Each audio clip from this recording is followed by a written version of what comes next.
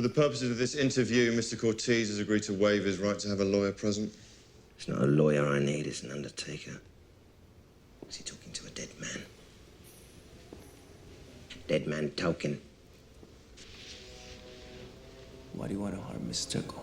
I don't want to harm her. She's not my family. She's not my bloody sister.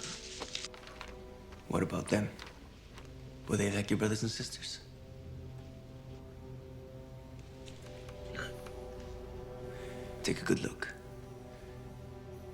Did he piss you off? Not him. It's just it. It's what's inside him. His liver. Yeah, that's right, Officer Dibble. His liver pissed me off. If you cut out the parts that piss you off, you cut out the anger. Is that it? Whatever blows your hair back, baby. You smoking bastard!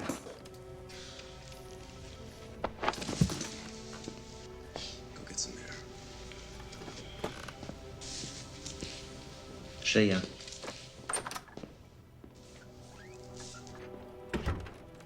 Your mate is tad pissed off, I can tell. Naturally. He's convinced we have our man. Oh, no, not me, Officer Dibble. It was someone else. Then prove him wrong. Who? I'll tell you for a fag.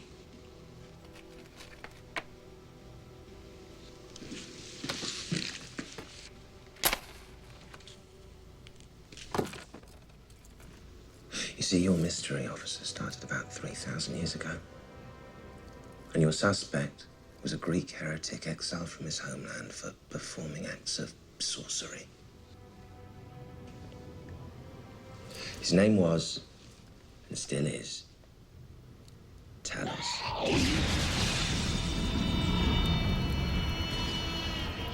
5 years later, a man called Talos Iompi arrived in ancient Egypt.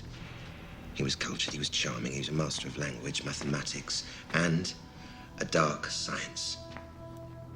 He so impressed King Amenhotep that Talos quickly became part of the royal family's inner circle. Not long after, he wed the king's stunning daughter, Nefriama. Oh, Nefriama worshipped her dark prince. But those who opposed his particular brand of theology were struck down with disease, or worse, tortured into believing. Neighboring factions pleaded with King Amenhotep to put an end to this mad foreigner's reign of terror. So, you see, an assassination was plotted. But again, the poor old king miscalculated. He informed Nefriama of his intended deed. And she, in turn, told her dark prince.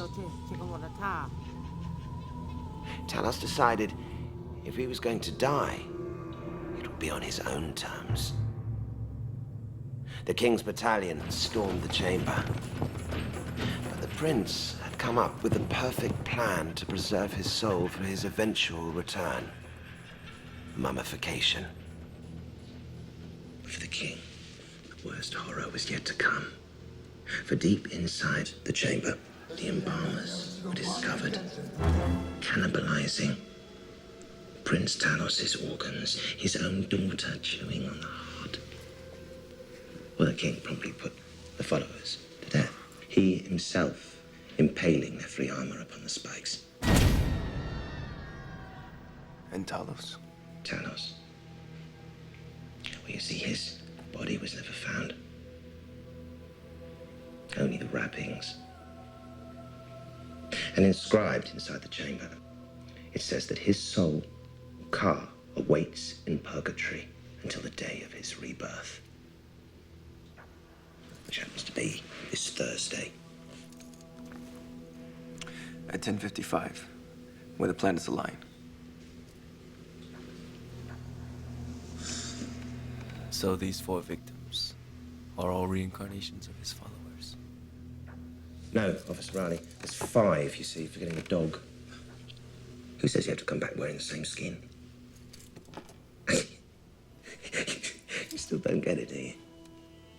Don't you see he's taking back his organs so he can live again? I saw Nefriama's face in that chamber. I saw Sam's face. She's the final carrier. Her grandfather was the final link in the chain. Expendable. The moment that tomb was uncovered. But she's not responsible for the crimes of her forefathers, but she is accountable for their sins. Kill her. Fuck off. The heart. Someone has to destroy the heart. Take a look. Take a look. See, Mush. Seeing. That's believing.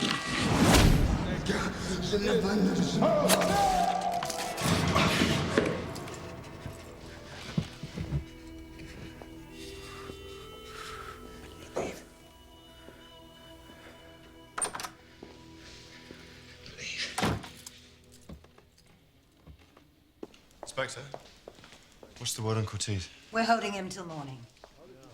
Guiding you through all your incarnations. Nefriama is alive within you. Remember. Remember, Your Highness.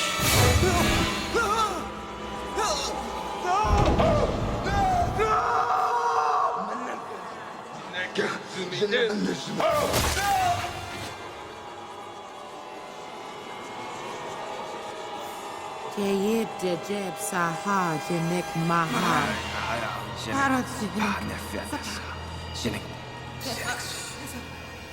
Village of the dead.